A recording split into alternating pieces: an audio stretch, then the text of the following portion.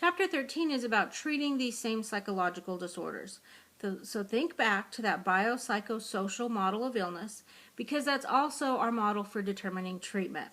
Now, treatment, if you think back to the different schools of psychology, thoughts about learning, opinions about how memories are formed, how behavior is created or trained, is it nature, is it nurture?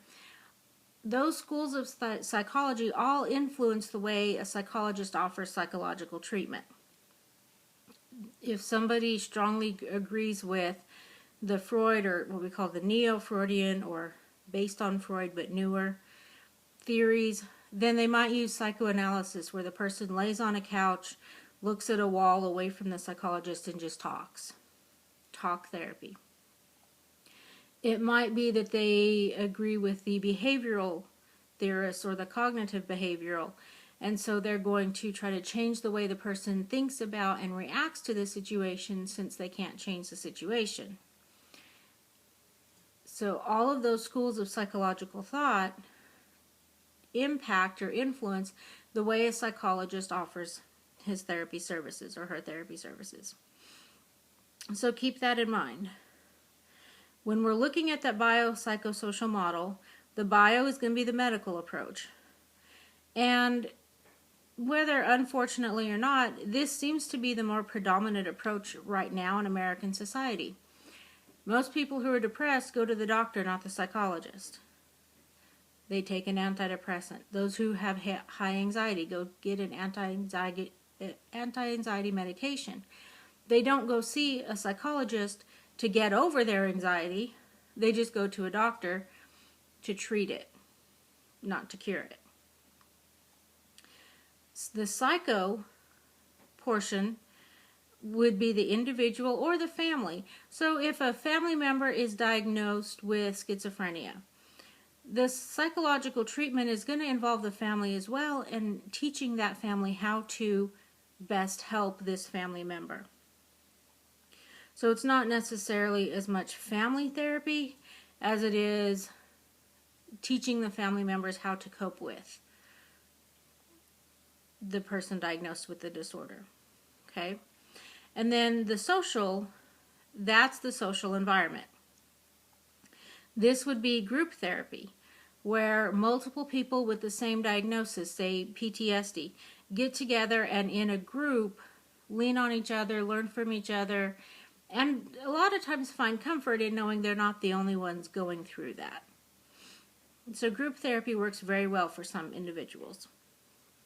This would be family therapy or couples therapy, putting a marriage back together, or helping a family learn to live together.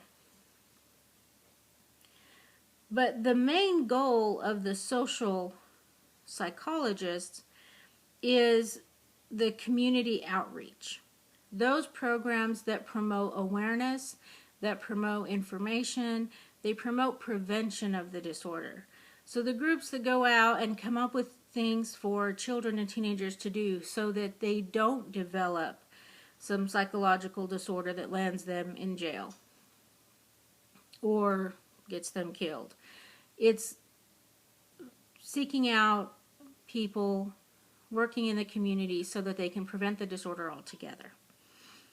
Okay, so I'm going to go back over those. The medical therapies,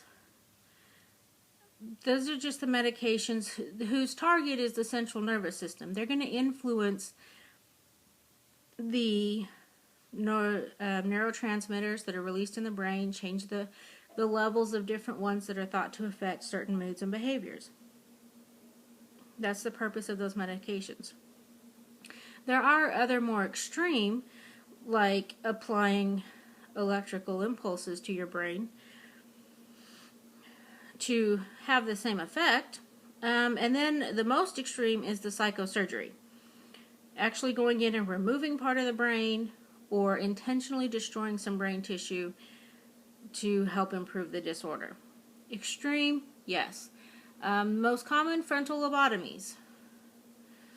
So they go in and actually take out that frontal lobe, which we know is what controls our impulses. It's our rational thinking process. But particularly if that's an area where a person's having a lot of seizures, they can remove that whole portion of the brain, and it may create other issues, but it may stop the seizures.